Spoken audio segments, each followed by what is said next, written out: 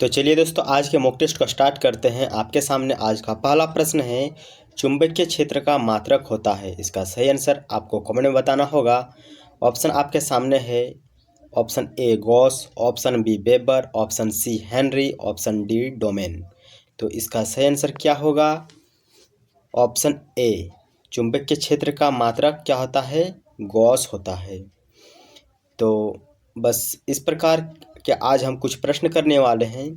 हमारा लक्ष्य RRB technician में 25 में 25 नंबर लेके आना है, इसलिए हम इस मॉक टेस्ट को एवरीडे आपके सामने यूट्यूब में लेकर आता हूँ। इसलिए आप हमारे चैनल को सब्सक्राइब कर लीजिए ताकि जब भी मैं वीडियो अपलोड करूं आपके पास नोटिफिकेशन पहुंच जाए। और आपको ये नज़र आ रहा होगा मात्र 0.9 लोगों ने ही हमारे चैनल को सब्सक्राइब किए हुए हैं। बाद के 99.1 जो लोग हैं वो हमारे चैनल को सब्सक्राइब नहीं किए हुए हैं। और एक बात यहाँ पर है कि इस चैनल में मात्र 96 पब्लिक वॉच टाइम हुआ है, जो कि यूट्यूब में मोनेटाइजेशन के लिए हमें 4000 घंटा वॉच टाइम करना ज़रूरी होता है।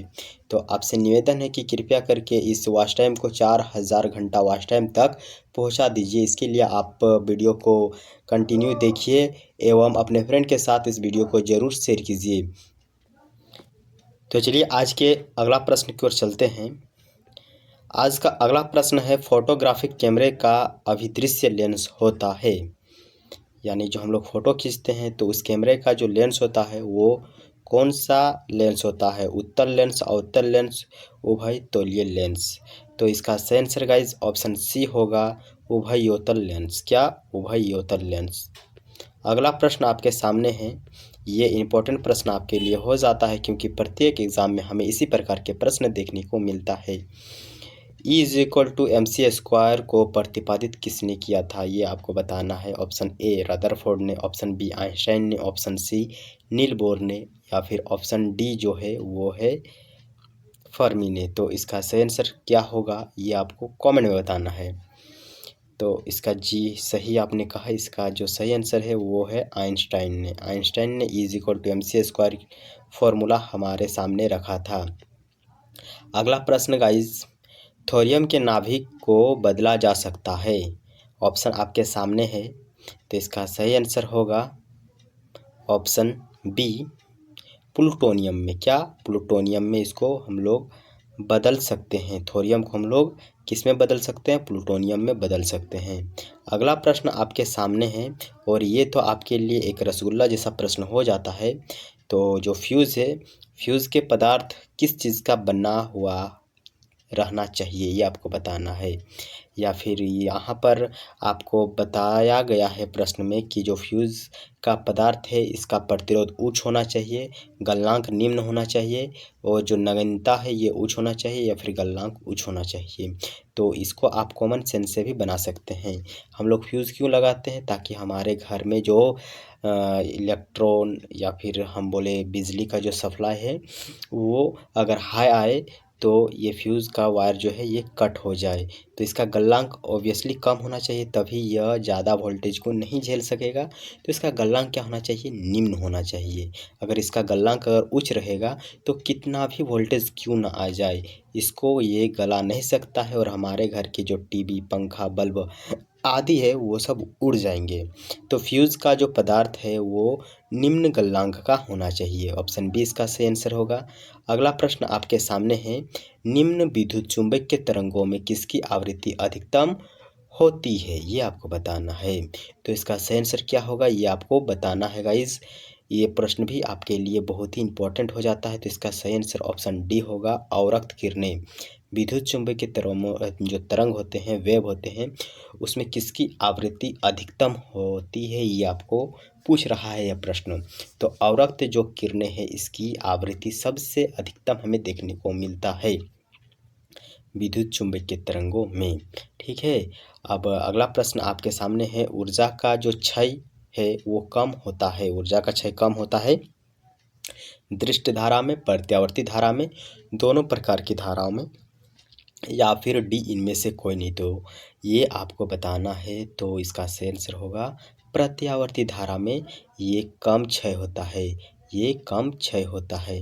तो यहाँ पर प्रत्यावर्ती ये बचपन से ही मैं इसमें कन्फ्यूज़ हूँ कि एसी और डीसी क्या होता है। तो इसको हम एसी बोलते हैं और इसको हम लोग क्या बोलते हैं, डीसी बोलते हैं। तो इसलिए ये प्रश्न हमारा थोड़ा-सा हम अनुमान लगाने में गलत हो गए, क्योंकि एसी और डीसी और दूर दृष्टि दोष, निकट दृष्टि दोष में हम बचपन से ही कन्फ्यूज़ होते रहे हैं। तो इस कारण से हम इस प्रश्न को भी आज गलत कर लिए हैं। तो इसका जो कि सही आंसर होगा वो आपके मैं थोड़ा-सा क्या बोलूँ, गलत हो गया तो। अब ऊर्जा का जो क्षय है वो कम होगा। तो देखिए, अगर हमारे पास ज़्यादा पैसा रहेगा तो हम ज़्यादा पैसा को खर्च करेंगे, अगर हमारे पास कम पैसा रहेगा तो हम पैसा को कम खर्च करेंगे। ठीक उसी प्रकार जो एसी होता है उसमें हमें बहुत ही ज़्यादा करंट देखने को मिलता है। तो इसमें ऊर्जा का क्षय भी क्या होगा, कम नहीं ज़्यादा होगा। यानी जो हमारे पास ज़्यादा करंट है तो हम ज़्यादा ऊर्जा को क्षय करेंगे, लेकिन जो डीसी है उसमें ऊर्जा की जो क्षय है वो कम होती है, क्योंकि डीसी यानी हो गया बैटरी, डायरेक्ट करंट। तो डायरेक्ट करंट यानी बैटरी, तो हमारे पास बहुत ही कम वोल्टेज होता है, इलेक्ट्रॉन होता है, आवेश होता है, जिस कारण से उसमें ऊर्जा का क्षय भी कम होता है। आपके घर में जो इन्वर्टर है, अगर लाइन कट जाता है किसी कारणवश, तो आप उसको थोड़ा-सा सीमित उपयोग में लाते हैं। क्यों? क्योंकि अगर लाइन मान लो कि 2-4 दिन तक नहीं आए तो आप उसी से काम चलाएँगे, तो उसमें आप ऊर्जा का क्षय भी क्या करते हैं, कम करते हैं। अगला प्रश्न आपके सामने है कि जो तरंग अपश्रव्य कही जाती है जब उसकी आवृत्ति कितनी होती है? तो ये प्रश्न जो कि पूछ रहा है कि वो कौन-सा साउंड है जिसे हम सुन नहीं सकते हैं। तो 20 हर्ट्ज़ से जो कम आवृत्ति के ध्वनि होते हैं उनको हम नहीं सुन पाते हैं। ठीक है? अगला प्रश्न आपके सामने है कि यदि तरंग की लंबाई का मान आधा कर दिया जाए तो जो ध्वनि है उसका वेग क्या होगा? तो देखिए, लंबाई को अगर आप आधा कर देते हैं तो ध्वनि का वेग क्या हो जाएगा, यह आपको बताना है। तो इसका सही आंसर क्या होगा, आधा हो जाएगा। जब हम लंबाई के मान को आधा करते हैं तो ध्वनि का जो वेग है वो भी क्या हो जाता है, आधा हो जाता है। तो ये आपके सामने अभी हम मॉक टेस्ट लेकर आए हैं। जब आपके सामने हम एक सेपरेट वीडियो लेकर आएंगे फिजिक्स का चैप्टर वाइज, तब हम इसको अच्छा से डिफाइन करके आपको पढ़ाएंगे। तो जो ध्वनि तरंग है वो अनुदैर्ध्य तरंग है, अनुप्रस्थ तरंग है, चुंबकीय तरंग है और इनमें से कोई नहीं। तो ये आपको बताना है। तो देखिए, जब हम लोग ध्वनि का मतलब क्या होता है, साउंड, साउंड का मतलब क्या होता है, साउंड का मतलब होता है सॉन्ग। जब हम सॉन्ग सुनते हैं तो हमारा मन धैर्य यानी शांत हो जाता है। तो इसी प्रकार हम इसको याद करेंगे कि जो ध्वनि होता है वो अनुदैर्ध्य तरंग है, जबकि जो प्रकाश होता है, प्रकाश जो होता है वो क्या है, वो एक अनुप्रस्थ तरंग है, अनुप्रस्थ तरंग है। तो किसी किसी प्रश्न में हम अपना जो ट्रिक लगाए हैं याद करने का वो भी मैं आपके साथ शेयर करूंगा। जो गोलीय दर्पण होता है उसकी फोकस दूरी उसकी वक्रता त्रिज्या की होती है, आधी होती है, ये आपको पता है। वक्र जो फोकस दूरी होता है, फोकस दूरी उसकी वक्रता त्रिज्या की आधी होती है, ये आपको याद होना चाहिए। कहाँ है आधा, ऑप्शन ए में है आधा, ये ऑप्शन ए सही इसका होगा। अगला प्रश्न आपके सामने है कि उत्तल दर्पण द्वारा बना प्रतिबिंब होता है, कैसा होता है, ये आपको बताना है। वास्तविक एवं सीधा, वास्तविक एवं उल्टा, काल्पनिक एवं सीधा, काल्पनिक एवं उल्टा। तो इसका सही आंसर क्या होगा गाइज, ये आपको बताना है। तो उत्तल दर्पण द्वारा बनाया गया जो प्रतिबिंब होता है, छाया होता है, या फिर हम बोले कि जो उसका प्रतिबिंब होता है, सॉरी, प्रतिबिंब को हम लोग मतलब उसका बोलिए ना कि जो छाया होता है वही, तो वो कैसा होता है, तो ये हमेशा काल्पनिक एवं सीधा होता है।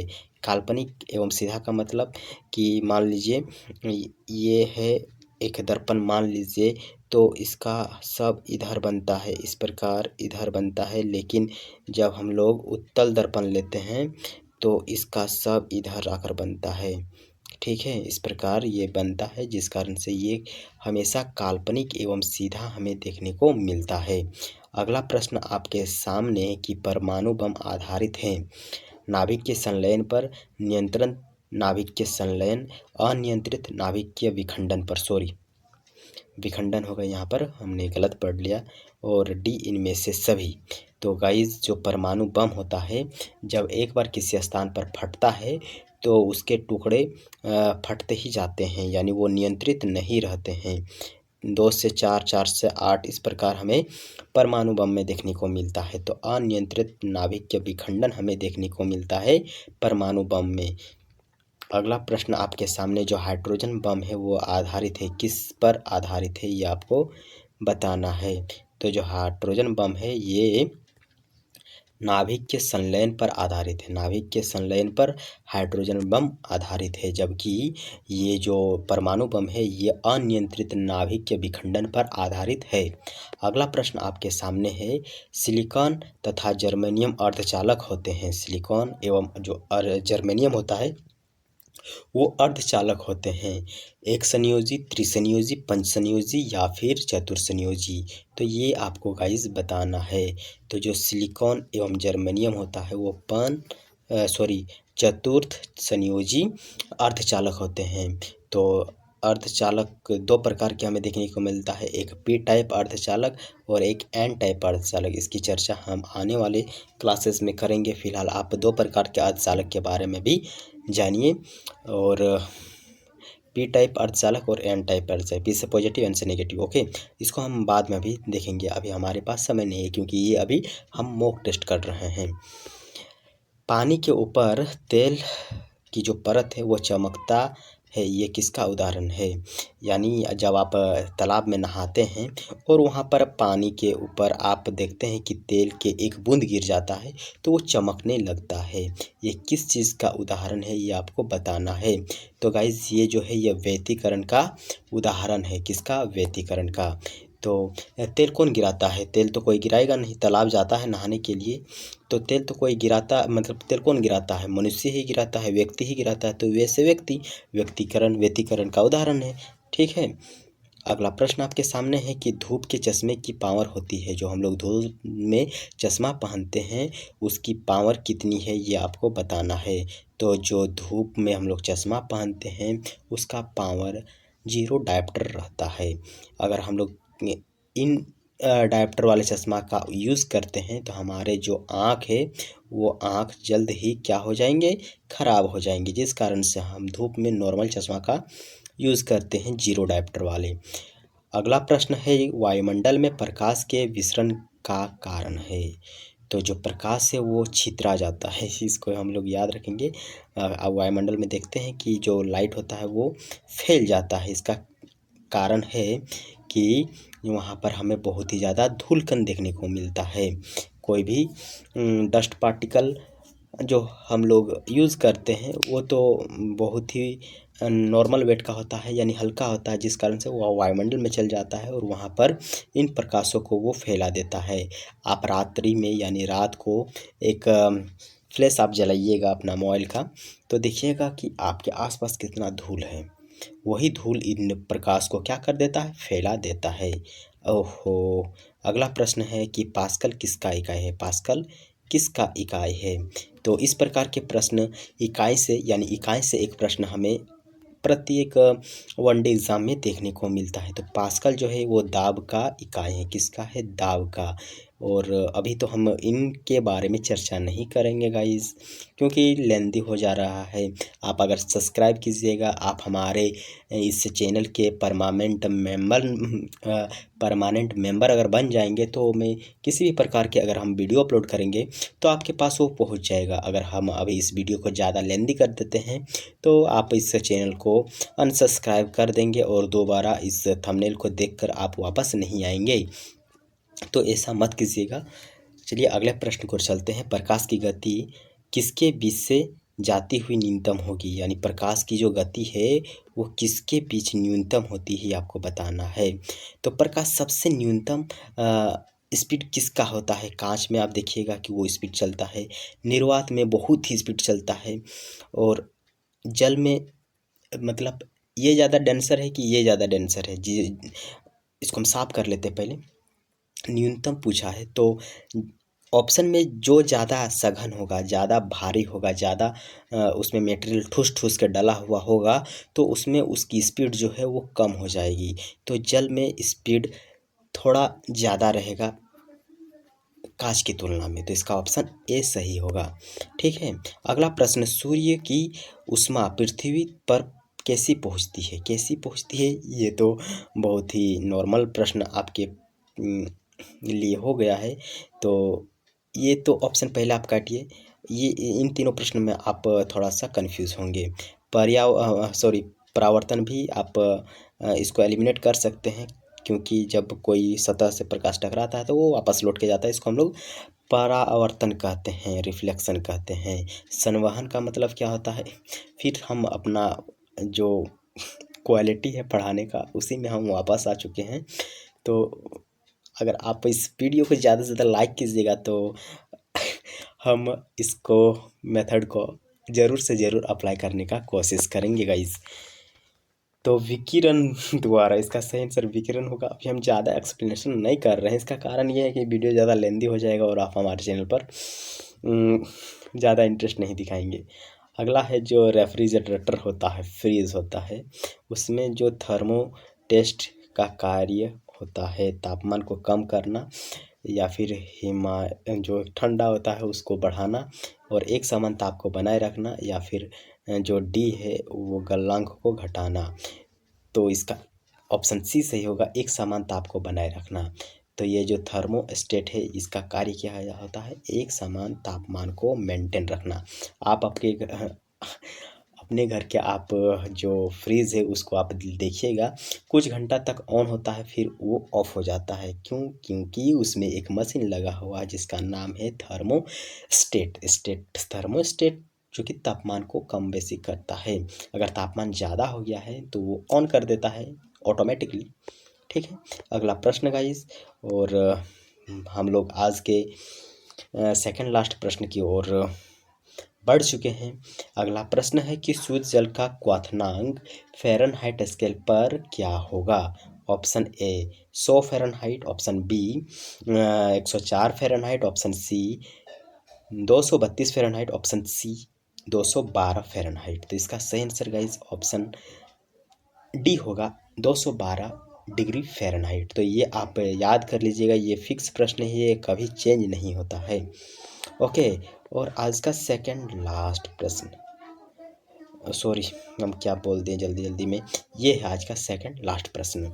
उड़ते हुए हेलीकॉप्टर में ऊर्जा होती है, तो जो ऊर्जा होती है वो ऊर्जा दो प्रकार के हमें देखने को मिलता है, एक स्थितिज ऊर्जा और एक गतिज ऊर्जा। तो यहाँ पर तो जो हेलीकॉप्टर होता है उसमें किस प्रकार की ऊर्जा होता है ये आपको बताना है गाइस। तो इसका सही आंसर क्या होगा? ऑप्शन सी, उसमें हमें गतिज ऊर्जा भी देखने को मिलता है एवं स्थितिज ऊर्जा भी देखने को मिलता है।